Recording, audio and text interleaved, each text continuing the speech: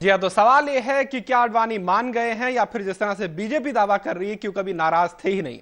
बहरहाल इस पूरे मामले पर हम बातचीत करेंगे, लेकिन इस बीच आपको यह भी बता दें कि 9:30 बजे देखना ना भूलिए आसाराम पर हमारी खास पेशकश आसाराम का कब्जा धाम।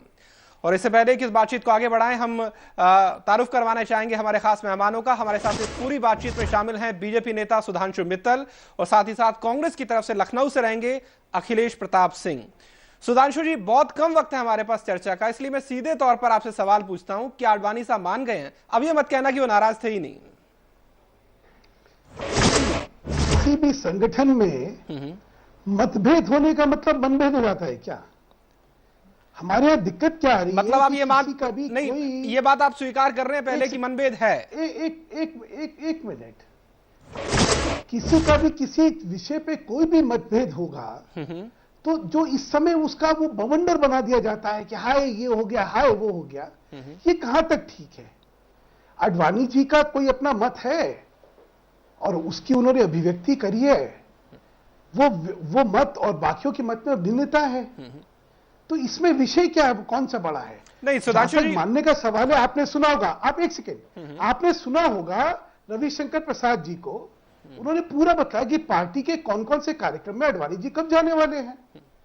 तो अगर किसी एक विषय पे मतभेद की जगह मतलब मत में भिन्नता हो जाए तो इसमें बड़ी बात क्या है? बिल्कुल, इसमें बड़ी बात सुधांशु जी है कि अगर अब मैं आपसे सवाल पूछ पाऊं, आपने कहा कि मत भिन्नता होती है, ठीक है, किसी बात को लेकर आडवाणी साहब की मत भिन्नता पार्टी से है या नरेंद्र मोदी से है। सवाल यह है कि आपने अपनी मत भिन्नता बताई कि इस मामले पर मेरी ये राय है, उसके बाद उसे मानना या ना मानना पार्टी अध्यक्ष का और बाकी नेताओं का काम है। लेकिन जब आपने ये देख लिया गोवा अधिवेशन में भी कि पार्टी ने आपकी बात नहीं मानी, उसके बावजूद उस मत भिन्नता को इतना ड्रैग करना और बात को खींचना, आपको लगता है कि इतने बड़े कद के नेता के लिए ठीक है? पार्टी का खुद अपनी फजीयत नहीं करवा रही? मैंने कहा ना कि जिस समय ये आ गया कि वो पार्टी के कार्यक्रमों में जाएंगे और ये कार्यक्रम है, उसके बाद इस प्रश्न की सार्थकता कहां बचती है? उनका किसी विषय पे एक अपना मत था, भिन्नता थी मत की, उसका उन्होंने इजहार करा, जिस प्लेटफॉर्म पे करना था कर दिया, खत्म हुआ वो बात। आगे अब कार्यक्रम में लगे हुए हैं, आज पार्टी दोबारा लगी। देखिए अब हो क्या रहा है, हर छोटी चीज को लेके हम अगर यही करते चाहेंगे कि सीधा सा सवाल पूछता हूं, अगर किसी त्योहार के दिन घर पर अगर कोई घर का कोई बड़ा बुजुर्ग नाराज हो जाए तो क्या सबका मन खराब नहीं होता? आपको लगता है कि अच्छा काम करने जा रहे थे और लोग नाराज हो गए, तो जो मौके की नजाकत थी या मौके की जो खूबसूरती थी उसमें खलल पड़ गया। क्या यह बात लोगों को समझ में नहीं आ रही? कितना बड़ी घोषणा पार्टी करने वाली थी, पीएम पद के उम्मीदवार की घोषणा करने वाली थी, आडवाणी साहब जो पार्टी के सबसे वरिष्ठ नेता हैं, उस समय अगर नाराज हो जाते हैं तो जो खूबसूरती थी उस मौके की, जिसे आप इतना बढ़ा चढ़ाकर पेश करने वाले थे, क्या आपको लगता है कि वो सारा जो मामला था प्रभावित नहीं हुआ, उसकी खूबसूरती भंग नहीं हुई? नहीं, ये मैंने कहा कि हम लोग क्योंकि कांग्रेस कल्चर के इतने आदी हो चुके हैं ना कि वहां पे किसी मत भिन्नता में हमें बुराई दिखने लगती है। आपको शायद कांग्रेस का इतिहास नहीं पता, कांग्रेस का मैं ये नहीं कह रहा, कल्चर बतला रहा हूं मैं। सुधांशु जी, इससे पहले मैं अखिलेश जी से उनकी टिप्पणी लूंगा आपको, या फिर अखिलेश सुधांशु जी मैं फिर आपको इसलिए टोक रहा हूं। सुधांशु जी, यहां पर सवाल मत भिन्नता का नहीं है, सवाल यह है कि आडवाणी साहब इतने बड़े नेता हैं या कोई भी नेता है, हर किसी नेता को पता होता है कि मत भिन्नता दिखाने में भी मर्यादित तरीका अपनाना चाहिए। अगर आप मत भिन्नता को ड्रैग करेंगे तो मतलब आपने जो अपने गुस्से का इजहार किया उसमें आप मर्यादित नहीं रह पाए, और यही लोगों की आपत्ति है कि जब आपने देख लिया कि आपकी बात नहीं सुनी जा रही, फिर आप उसे क्यों खींच रहे हैं? आप क्या समझते हैं कि आडवाणी जी के आचरण पे मेरा टिप्पणी करना कोई मर्यादित होगा? आप जो प्रश्न पूछ रहे हैं उसमें मर्यादा और मर्यादित क्या चीज होगी, खुद ही समझिए अपने आप। मतलब उन्होंने, उनका एक आचरण है, बुजुर्ग है, पार्टी के सबसे वरिष्ठ नेता है, आदरणीय सम्मानीय नेता है, उनके आचरण के बारे में भाजपा का कोई व्यक्ति टीका टिप्पणी करे या उस पर यह कहे ये ठीक था, ये गलत था, कौन ये मर्यादा का पालन करने वाला है? तो हम लोग उस मर्यादा में सीमित रह के उसके बारे में कोई कुछ नहीं कहने वाला। बिल्कुल बिल्कुल, तो इसलिए जिस विषय में कोई कुछ कहने वाला नहीं है उस विषय में बात करने से फायदा क्या है? बिल्कुल बिल्कुल। अखिलेश जी, सुधांशु जी का यह कहना है कि देश को चूंकि कांग्रेस के कल्चर की आदत पड़ गई, जहां पर पार्टी के भीतर कोई आवाज नहीं उठती, भीतर कोई लोकतंत्र नहीं होता, लिहाजा बीजेपी चूंकि एक लोकतांत्रिक पार्टी है, उसमें अगर किसी का अलग मत है, अलग राय है, भले वो कोई क्यों ना हो, तो उसमें कोई आपत्ति नहीं होनी चाहिए। क्या कहेंगे आप? इनकी धींगा मुश्ती अगर लोकतंत्र है तो ये धींगा मुश्ती इन्हें मुबारक। और हमें किसी से सर्टिफिकेट नहीं दिए कि हमारी पार्टी में कैसा लोकतंत्र है और कैसी व्यवस्था है। वो जब बच्चा बच्चा हिंदुस्तान का जानता है, और हिंदुस्तान के हर कोने का बच्चा बच्चा जानता है। पूरे जो 120 करोड़ हमारी आबादी है, हर कोई जानता है। इसलिए हमें आवश्यकता की बात नहीं है। मैं आपको बताऊं, ये बीजेपी में 3/4 से ज्यादा लोग इस निर्णय से खुश नहीं है। देख रहे हैं कहीं किसी तरफ खुशी नजर आ रही है? कोई नेता में खुशी आ रही है? क्योंकि निर्णय आरएसएस में होता है। आरएसएस ने जो निर्णय कर लिया उसको इम्प्लीमेंट करना है। अब मैं आपको एक चीज याद दे रहा हूं। अभी 1 हफ्ते पहले माननीय मोदी जी ने कहा था, अरे बाबा प्रधानमंत्री पद से मुझे डर लगता है उसका सपना देखने से, और तख्ती लगाए प्रधानमंत्री उम्मीदवार के परेशान थे और प्रधानमंत्री के उम्मीदवार बने। क्यों नहीं? क्योंकि पता है कि उम्मीदवार बनने तक ही संतोष करके उसको एंजॉय कर लेना है। नंबर तो कभी आना नहीं है। अखिलेश जी, लेकिन अखिलेश जी 4 दशकों के बाद अटल जी का नंबर है, 3-4 दशकों बाद इनका नंबर कभी आ सकता है। अभी तो 3 दशक तक इन्हें सत्ता से बाहर रहने की आदत डालनी होगी भाजपा के लोगों को। अखिलेश जी, लेकिन क्या ये बात ठीक नहीं है कि बीजेपी के भीतर जो कुछ हुआ, कांग्रेस को एक मौका जरूर मिला मजा लेने का, चुटकी लेने का, लेकिन क्या ये बात उतनी ठीक नहीं है कि मोदी को सामने लाकर कहीं ना कहीं कांग्रेस के जो प्लान थे राहुल गांधी को पीएम के तौर पर पेश करने के, बीजेपी ने उस पर पलीता लगा दिया और आप लोग बैकफुट पर चले गए? कोई भी कांग्रेसी जो कल तक कह रहे थे कि राहुल को पीएम का उम्मीदवार पेश किया जाना चाहिए, आज सब कुछ चुप है। बीजेपी की जो आज चर्चा हो रही है विरोध की, वो बीजेपी ने ही पैदा की है, बीजेपी के नेताओं ने की है। किसी दूसरे ने ये अवसर नहीं दिया है। वो आपस में कर रहे हैं, एक दूसरे को कर रहे हैं, कुछ खामोश से कुछ कर रहे हैं, कुछ शब्दों से कर रहे हैं, कुछ बॉडी लैंग्वेज से। मैं बता रहा हूं, उसका भी जवाब दे रहा हूं, उसका भी जवाब दे रहा हूं। धीरज रह रहे हैं, उसका भी जवाब दे रहा हूं। देखिए, हमारे यहां समय पे हर चीज की घोषणा होती है। कोई हमारे यहां प्रधानमंत्री पद सजनी हमहू राजकुमार बन के कोई नहीं घूमता है। सबको पता है कांग्रेस की कल्चर, कांग्रेस का आइडियोलॉजी और कांग्रेस कैसे कब प्रधानमंत्री नियुक्त करती है। तो उसमें हमें कब बीजेपी कर रही है इसलिए मैं करूं, बीजेपी का देखा देखिए मैं नहीं करना है। उनके यहाँ तो इन्हीं पदों से अपने आप को संतोष करना है। आपकी इसी बात पर मेरा सवाल यह है, आपने कहा कि हर चीज का एक वक्त होता है। सवाल यह है कि जब पीएम से लेकर खुद मनमोहन सिंह ने कहा कि राहुल गांधी के नेतृत्व में काम करके मुझे खुशी होगी, ज्योतिरादित्य सिंधिया ने कुछ दिन पहले भोपाल में कहा, AK एंटनी खुद इस बात को कई बार दोहरा चुके हैं, जब तमाम बड़े नेता राहुल गांधी का नाम ले रहे हैं, और वक्त कब आता है? वक्त तभी तो आता है जब पार्टी के भीतर मांग उठने लगती है और लोगों को लगता है कि हाँ पार्टी के नेता चाहते हैं कि फलाना आदमी पेश हो, तभी तो वक्त आता है। अब कब किस वक्त का इंतजार कर रहे हैं आप लोग? तो जब सबको पता है, आपको पता, हर कोई बोल रहा था, समझ जाइए।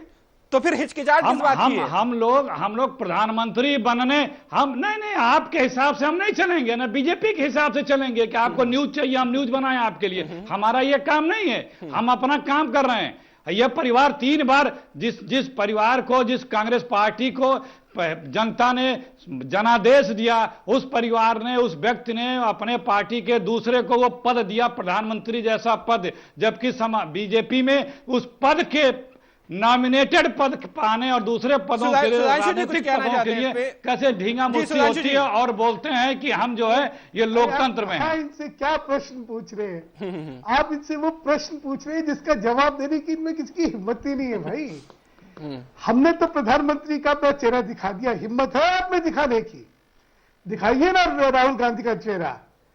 एक कहते हैं ये होगा परफॉर्मेंस बनाम इल्यूजन्स, कि यहां तो परफॉर्मेंस है, वहां हवाई तोपें चलेंगी, और ये जानते हुए आज इनकी हिम्मत नहीं होगी। अभी देखिए क्या कहेंगे, हमारे यहां ये कल्चर ही नहीं कि हम प्रधानमंत्री का नाम घोषित करें, तो वो झूठ हो जाएगा। क्योंकि पिछली बार जो है मनमोहन सिंह जी का नाम घोषित हो गया था, तो वो भी नहीं कर सकते। अब इनको समझ नहीं आएगा कि अब ये निकलेंगे कैसे इस ट्रैप से। आज जो है राहुल गांधी का चेहरा दिखाने में इनको सामने दिख रहा है कि नरेंद्र मोदी बनाम राहुल गांधी, मतलब जूते पड़े ही पड़े हैं। और संगठन के अंदर से मनमोहन सिंह जी का कद आपने छोटा कर दिया। खुद ये प्रधानमंत्री कह रहे हैं कि भाई अगली बार के लिए मैं उनके नीचे काम करने को तैयार हूं, क्योंकि सबसे ज्यादा उपयुक्त है। बिल्कुल अखिलेश जी, क्या वाकई ये बात है जैसा कि सुधांशु जी ने कहा कि निकला जाए ना थूका जाए? बिल्कुल अखिलेश जी, क्या वाकई बात है जैसा कि सुधांशु जी ने कहा कि जिस समय आप राहुल का चेहरा सामने लाएंगे तो फिर एक चेहरों और व्यक्तियों की लड़ाई हो जाएगी, और तमाम तरह के सर्वे जो निकल कर आते हैं इसमें किसी को स्वीकार करने में हर्ज नहीं होना चाहिए, उसमें मोदी की लोकप्रियता राहुल गांधी से कहीं ज्यादा है। क्या आपकी पार्टी की हिचकिचाहट भी यही है? आप हमें देखिए, बीजेपी तो अपना बाजा बजाएगी, हमें आप लोगों की अकल पे भी तरस आता है। जिस पार्टी के नेता जिस पार्टी के अपने नेता को नहीं स्वीकार कर रहे हैं, आप उसे बता रहे हैं देश स्वीकार कर लेगा। हमें तो आप पे हंसी आने लगी। दूसरी बात, अभी इन्होंने एक शब्द का प्रयोग किया, हम वो भाषा शब्द का नहीं आप सुन, अभी एक शब्द इन्होंने कहा जूते पड़ने लगेंगे, वो आपके यहाँ होता है कल्चर, मैं वैसे शब्दों का प्रयोग नहीं कर सकता हूं। हमारे यहाँ प्रधानमंत्री ओथ लेते हैं, हमारे यहाँ प्रधानमंत्री वेटिंग में नहीं रहते हैं, फर्क जानिए। तो डिक्लेयर क्यों नहीं करा? जनता हमें प्रधानमंत्री का ओथ दिलाती है, प्रधानमंत्री इन वेटिंग नहीं रखती है। इनको प्रधानमंत्री इन वेटिंग ही रहना है, रहते रहें। अभी 3-4 दशकों तक इन वेटिंग रहना है, और उसी में कितने घमासान है आप देख लें। बिल्कुल अखिलेश जी ने, सुधांशु जी आपके पास मारा हूं, जैसा कि अखिलेश जी ने कहा और ये वाकई गंभीर बात है, और मैं एक बार फिर से आडवाणी जी की नाराजगी के मुद्दे पर अगर आऊं, जो संदेश लोगों के बीच जाता है वो सीधा संदेश यही है कि जिस शख्स को बीजेपी पीएम के तौर पर पेश कर रही है, अगर खुद पार्टी के भीतर उन्हें लेकर स्वीकार्यता नहीं, और ऐसा नहीं कि कोई एक आधा नेता है जिसे आपत्ति, आडवाणी जी को आपत्ति थी, खबरें थी सुषमा जी को आपत्ति है, अनंत कुमार को आपत्ति है, मुरली मनोहर जोशी साहब को आपत्ति है, अगर आधा दर्जन बड़े नेताओं को आपत्ति है खुद पार्टी के भीतर, तो अब जनता के बीच यूं कहूं कि किस मुंह के साथ जाएंगे, किस आदमी को पीएम बना दीजिए? ऐसा है, सत्यता आपको भी पता, सत्यता मुझे भी पता है। नरेंद्र भाई की जनता की स्वीकार्यता के बारे में ना आपको संदेह है ना मुझे संदेह है। पार्टी में लोगों के मत और लोगों के कंसर्न्स क्या थे, लोगों के थे, उन कंसर्न्स को एड्रेस करा गया, और उसके बाद सबने उस चीज को स्वीकार करा। इसीलिए पार्लियामेंट्री बोर्ड का जो रेजोल्यूशन है वो जो है यूनानिमस। सुधांशु जी ये बात कहना राजनीतिक तौर पर ये बात कहना कितना ठीक होगा कि लोगों की जो आपत्तियां थी उन्हें एड्रेस किया गया, फिर सबने स्वीकार किया, तो या फिर आपकी पार्टी में भी, जैसे कांग्रेस में एक परिवार है, आपके भी ऊपर एक परिवार रूल करता है, जब उसने अपनी मर्जी अब थोप दी पार्टी पर, फिर सबको स्वीकार करना ही था, मजबूरी थी उनकी। ये ऐसा है, ये किसी भ्रम में आप लोग रहेंगे, हम लोग तो नहीं है कम से कम। और जहां तक नरेंद्र मोदी जी के नेतृत्व का सवाल है, वो जनता के मैंने कह रहा जन जन की आवाज आ रही थी, उस आवाज को सुनते हुए पार्टी ने एक निर्णय लिया अपना, जो कि एक स्वाभाविक प्रक्रिया के अंदर निर्णय हुआ। मैंने कहा यहां कोई परिवारवाद तो है नहीं। बिल्कुल ये स्वाभाविक प्रक्रिया कितनी स्वाभाविक थी, इसी पर हम बात करेंगे। फिलहाल एक ब्रेक लेंगे, ब्रेक के बाद लौटेंगे तो जानेंगे, जैसा कि कांग्रेस लगातार कह रही है संघ की तरफ से दबाव था, और दिग्विजय सिंह ने तो यहां तक कहा कि बाबा रामदेव ने जो धमकी दी थी उस धमकी का भी असर हुआ। इस बात में कितना दम है, खुद सुधांशु जी कितना एग्री करते हैं इससे, इस पर बात करेंगे ब्रेक के बाद। ब्रेक के बाद स्वागत है आपका। हम बात कर रहे हैं नरेंद्र मोदी की उम्मीदवारी और उस पर आडवाणी की नाराजगी। बीजेपी किस हद तक आडवाणी को मना पाई है, यही हमारी चर्चा का विषय है। एक बार फिर से हम रुख करेंगे सुधांशु मित्तल का। सुधांशु जी, ब्रेक पर जाने से पहले आप कह रहे थे कि जिन लोगों की जो नाराजगी थी या शिकायतें थी सभी दूर कर ली गई हैं, लेकिन कांग्रेस का आरोप यह है कि खुद बीजेपी कांग्रेस पर आरोप लगाती है कि वो एक परिवार से रूल होती है, जबकि हकीकत यह है कि बीजेपी को भी संघ परिवार वैसे ही रूल करता है जैसे आप कांग्रेस पर गांधी परिवार के लिए आरोप लगाते हैं। कितना दम मानते हैं आप इस बात में? देखिए, भाजपा का और आरएसएस का संबंध, इस विषय में कोई छुपाव तो है नहीं। हम लोगों ने कब कहा है कि भाजपा का संबंध जो है संघ से नहीं है, और उनका मार्गदर्शन भाजपा को समय समय पे मिलता रहता है हर विषय में। इसमें कोई दिक्कत है क्या? नहीं, अगर आपको ध्यान होगा सुधांशु जी, लेकिन ये संबंध की जो नेचर है, इसकी जो प्रकृति है, किस तरह का संबंध है, उस बारे में तो आप लोगों ने कभी साफ नहीं किया। मार्गदर्शन मिलना एक अलग बात है, लेकिन अगर संघ टर्म्स डिक्टेट करे, अपनी इच्छा बीजेपी पर थोपे, ये तो बिल्कुल ही अलग बात है। मैं वही बताऊं आपको ना कि आप पहले एक बार इतिहास समझ लीजिए, फिर आपको शायद इसका परिपेक्ष समझ आ जाएगा। 1979 के अंदर 1980 में जनता पार्टी का जो विभाजन हुआ था भाजपा से, वो इसी विषय को लेके हुआ था, डुअल मेंबरशिप का। सबने कहा कि आप जो है संघ से अपने रिश्ते नहीं रख सकते, आप संघ की सदस्यता नहीं रख सकते। तो तब जो है सब हम लोग निकले वहां से और कहा नहीं, संघ से हमारे रिश्ते अविच्छिन्न हैं, हमारे लिए वो एम्बिकल कॉर्ड है जिसके साथ हम हमेशा जुड़े रहेंगे। और हम लोग सब वहां से जनता पार्टी से निकल के भाजपा का तब स्थापना हुई। तो जिस संगठन की स्थापना ही संघ के रिश्तों को लेकर हुई थी, उसके विषय में प्रश्न चुन उठाना कहां तक अच्छा है, कहां तक नहीं है। ये सुधांशु जी, ये सवाल इसलिए खड़ा होता है सुधांशु जी, मैं फिर दोहरा रहा हूं, क्योंकि संघ की तरफ से अक्सर ही कहा जाता है कि राजनीतिक जो कार्यप्रणाली है बीजेपी की, उसमें हमारा कोई दखल नहीं है। लेकिन आरोप लगाने वाले आरोप लगाते हैं कि नहीं, ये बात सिर्फ कहने के लिए, जबकि हकीकत यह है होता वही है जो संघ चाहता है, इसीलिए इतनी बड़ी बहस होती है इस पर। मैं उसका जवाब दे रहा हूं। देखिए, संघ का भाजपा के साथ एक मैक्रो लेवल का एक मंत्रणा रहती है, एक विचार विमर्श रहता है। सुधांशु जी, अगर इसी मामले पर आ जाए, मैं फिर आसान कर देता हूं इस सवाल को, क्या यह बात ठीक नहीं है कि मोदी को लेकर संघ की जो इच्छा थी, वो बावजूद इसके कि बीजेपी के बहुत सारे नेता मोदी को लेकर सहमत नहीं थे, उन पर थोपी गई और इसीलिए इतना बवाल मचा हुआ?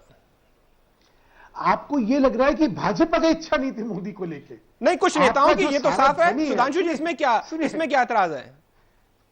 अरे सुन तो लीजिए, आपकी सारी ध्वनि ये है कि संघ की इच्छा थी, भाजपा की इच्छा नहीं थी।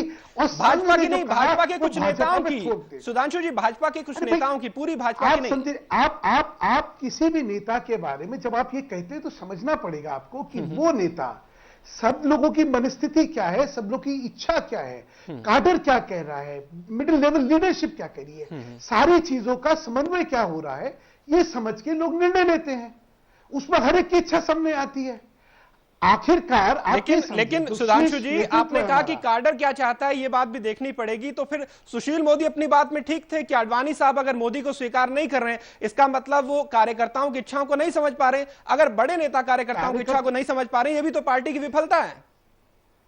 कार्यकर्ताओं की इच्छा क्या है, इसके प्रवक्ता जो है कोई एक व्यक्ति तो होता नहीं है, उनका एक मत है, दूसरों का कुछ मत हो सकता है। मैं जो बात आपसे कहना चाह रहा हूं, मत भिन्नता को आप क्यों, किस एक्सटेंट तक लेके जा रहे हो, क्यों लेके जा रहे हैं भाई? सुधांशु जी, और मैं फिर दोहरा रहा हूं, सुधांशु जी, मैं फिर दोहरा रहा हूं, मत भिन्नता बहुत ही, लोगों ने माना उस चीज। सुधांशु जी, मैं फिर दोहरा रहा हूं, मत भिन्नता बहुत ही मर्यादित और शिष्ट शब्द है। लेकिन जब हम देखते हैं कि मत भिन्नता के नाम पर जो नाराजगी है वो कई दिनों क्या कई महीनों तक चली आ रही है, फिर मुझे नहीं लगता कि वो नाराजगी इतने मर्यादित शब्द के लायक है। नाराजगी नहीं है, आप फिर वही हर मत भिन्नता को आप नाराजगी का रूप देने में लगे हुए। भाई, अगर नाराजगी होगी तो मुरली मनोहर जोशी क्यों कहेंगे, सुषमा जी क्यों कहेंगे, बाकी सब क्यों कहेंगे? ये आपका जो एक विचार बन चुका है कि नहीं यहां तो सिर्फ फुटबॉल हो रहा है। अरे भाई, हमारे कोई सिर्फ फुटबॉल नहीं हो रहा, यहां मत भिन्नता होती है और होनी चाहिए, और वो स्वस्थ है। बिल्कुल। उसके बाद लोग सब बैठ के बहुत संक्षेप में आखिर में अखिलेश जी, बिल्कुल आपका कहना मत भिन्नता जायज है, लोकतांत्रिक है। अखिलेश जी, बहुत संक्षेप में आखिर में आपसे टिप्पणी लेना चाहूंगा। क्या आपको नहीं लगता कि किसी भी स्वस्थ लोकतंत्र में इस तरह की मत भिन्नता की जगह होनी चाहिए और टीका टिप्पणी नहीं करनी चाहिए हमें इस पर? धन्यवाद। मेरी आपको याद आई, मैं तो भूल गया था कि मैं भी हूं यहाँ पे, उसके लिए माफी चाहेंगे। पार्टी का अंदरूनी मामला है और ये इन्हें मुबारक। एक भी व्यक्ति ने स्वागत नहीं किया है बीजेपी के। तो मैं यूपी में हूं, जो भी बोला है खिलाफ में बोला है, गोरखपुर से आदित्य जी, किसी स्टेट के नेता ने बोला, इनका मामला है। अब ये सबको पता है कि बीजेपी क्या है। बीजेपी इज नथिंग, सब कुछ आरएसएस है।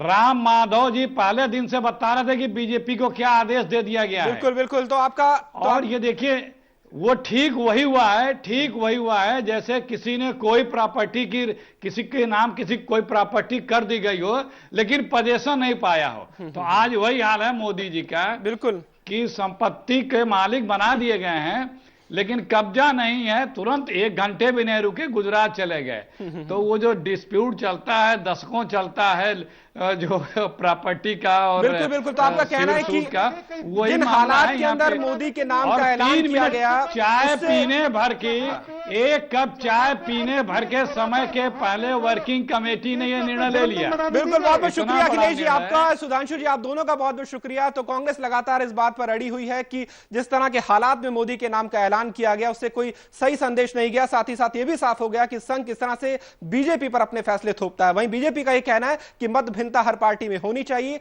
और यही पार्टी के भीतरी लोकतंत्र के बारे में दुनिया को बताता है। इसी के साथ हमारी इस खास पेशकश में इतना है।